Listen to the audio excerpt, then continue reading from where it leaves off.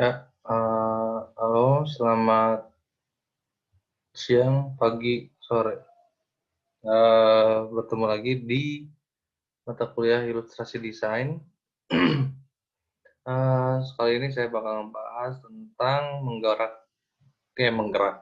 menggambar gerak dinamis manusia bagian pertama.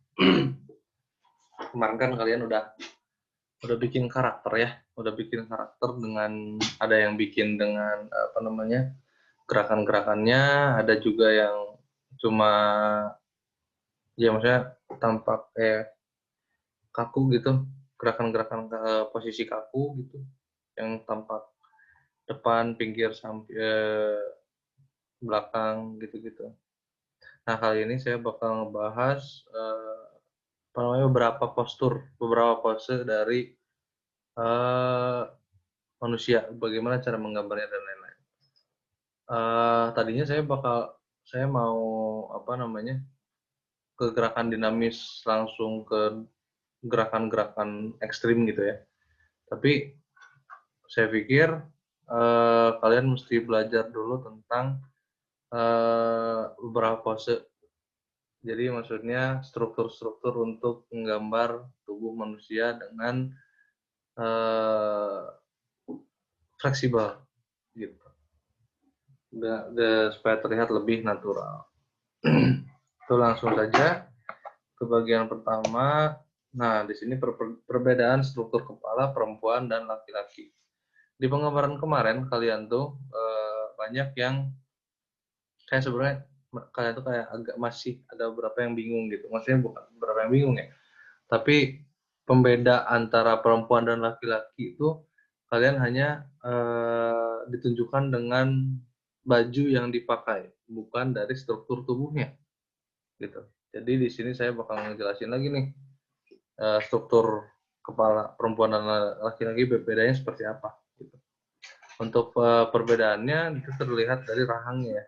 Untuk rahang laki-laki itu lebih tegas gitu, lebih simetris, lebih lebar gitu. Dan untuk apa namanya di apa sih alis alis perempuan tuh cenderung lebih tinggi, lebih lebih tipis juga, ya maksudnya umumnya ya, eh, jaraknya lebih tinggi dari apa maksudnya jarak lebih lebar, sorry, lebih lebar jaraknya antara mata dengan alisnya itu lebih lebar dibanding laki-laki gitu. Dan untuk perempuan tuh dia si rahangnya lebih kecil dan lebih lancip gitu.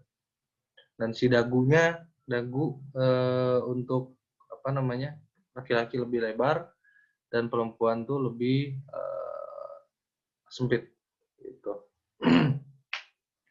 Seperti itu. Dan otomatis untuk apa namanya perempuan laki-laki itu sketsa awal tuh pasti untuk kalau misalnya dianalogikan lebih mirip kepada telur gitu.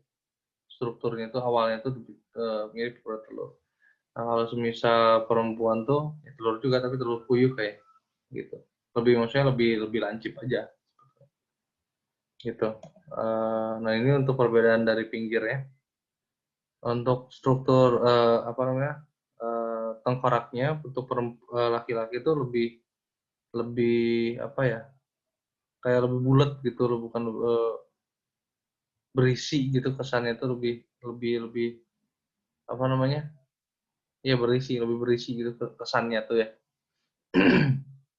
Bulatannya juga cenderung lebih simetris gitu bulatnya untuk laki-laki. Dan apa namanya di sini untuk laki-laki di apa namanya jarak ya apa hidung dengan jidat tuh dengan dahi itu pelipis dahinya tuh kayak itu lebih lebih tegas gitu, lebih lebih lebih apa namanya lebih tajam gitu.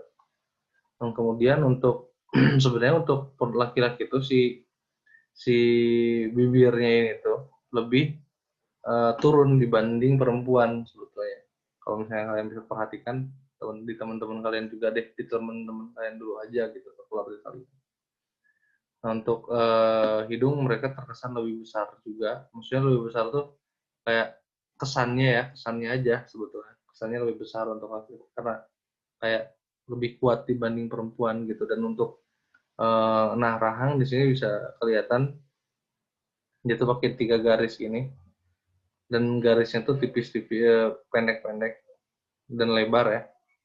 Dan ini garis-garis tegas yang kemudian ada tambahan seperti apa namanya? Kalau Sundanya jakun gitu. Terus di sini juga ada otot dari leher gitu. Di otot leher ini. Dan kemudian untuk perempuan tuh si bulatan kepalanya lebih lonjong dan kemudian lebih menjorok gitu. Masih lebih bentuknya tuh lebih jelas gitu dibanding laki-laki gitu. Dan nah ini untuk si lekukan antara hidung sama dahi itu lebih halus, tidak terlalu tegas, tidak setegas laki-laki. Dan untuk perempuan istilahnya dia di atas bibir tuh untuk laki-laki itu tidak terlalu halus ya, tidak terlalu melengkung gitu. Nah untuk perempuan tuh melengkung banget tuh.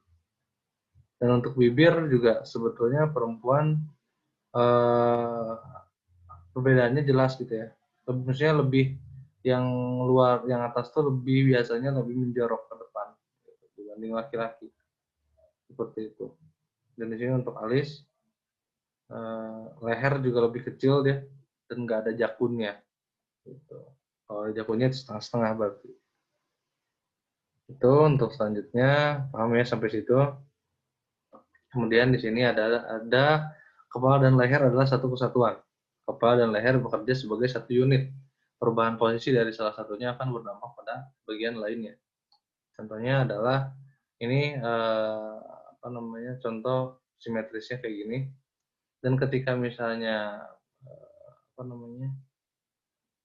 miring ke misalnya miring ke satu sisi, yang sisi lainnya tuh mereka tuh meregang gitu. Gitu. Seperti ini contohnya. Sisi lainnya ditekuk dan sisi lainnya meregang.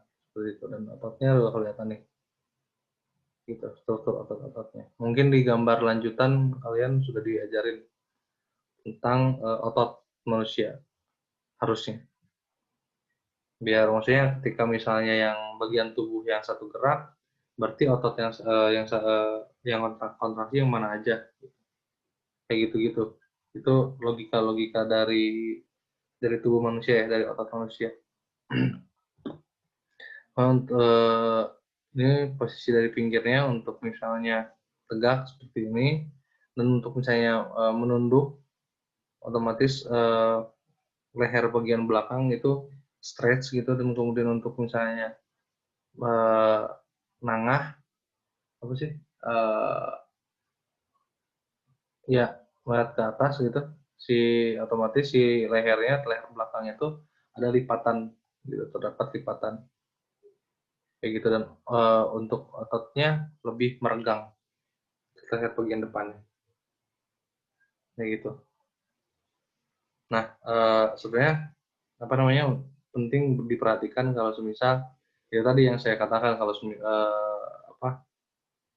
kalian mesti tahu dulu logika dari otot manusia gitu. Bagaimana otot manusia bekerja, apa pengaruhnya dari misalnya pengaruh eh, gerak tangan tuh, pengaruhnya tuh di otot mana aja sih perubahannya gitu. Kayak gitu-gitu itu tuh mesti paham dulu kalian gitu tentang hal itu. Dan harusnya kalian udah paham untuk mendapatkan bentuk-bentuk yang dinamis sebetulnya. Jadi nggak kaku kalau semisal kalian ini udah di ini deh misalnya contoh yang menggelengkan ke sedikit misalnya, tapi yang pinggir ininya tuh lebih biasa aja, dibiasain gitu, maksudnya tidak terlalu diregangkan seperti ini tuh kelihatannya lebih kaku gitu. Dan si yang nonton juga, yang maksudnya audiens juga pasti greget gitu liatnya gitu.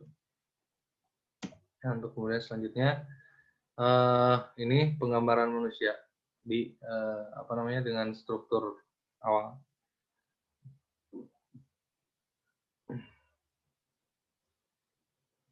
Nah,